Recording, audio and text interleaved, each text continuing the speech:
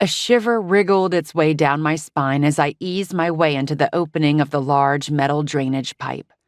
Off in the distance, I heard the faint drip, drip, drip of water, and within seconds, a trickle of foul-smelling liquid seeped into my tennis shoes. Gross. The shadows of night closed in around me, and I realized I would need the cap light to pull off this mission. With a trembling hand, I reached to snap it on and then squinted to make out the view in front of me.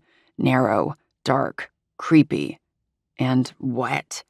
I took note of the pool of murky water in the distance. "You can do this, Mary."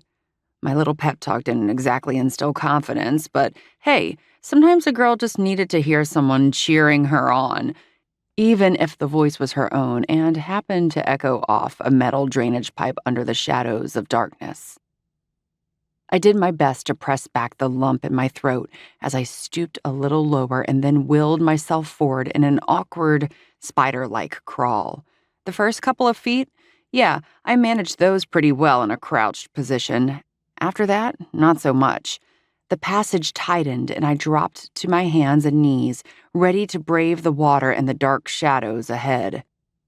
Even with the cap light casting its tiny beam, I could barely make out the area in front of me.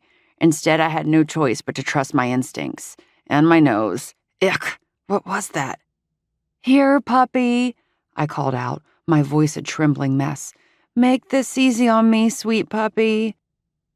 A kink in the pipe narrowed the passage even further, which forced me to slide down onto my belly. Well, terrific. The overspill from Brenham's largest drainage ditch trickled down the pipe's rough interior beneath me, the water slimy and ice-cold. A nervous shiver threatened to stall my efforts, but courage won out. Courage mixed with a healthy dose of fear, anyway. I'd always found fear to be a terrific motivator. I wriggled my way along, and my gaze finally landed on the injured dog curled up a few yards away, just beyond my reach. Bingo. Even with the pup's matted fur, I could still make out the concern in his eyes. I also took note of the injured back leg and the gash above his right eye.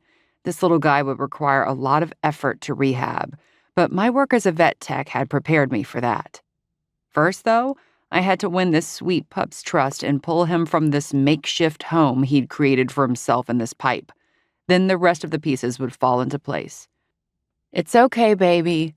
I steadied my voice as best I could and nudged myself a couple of inches in the dog's direction.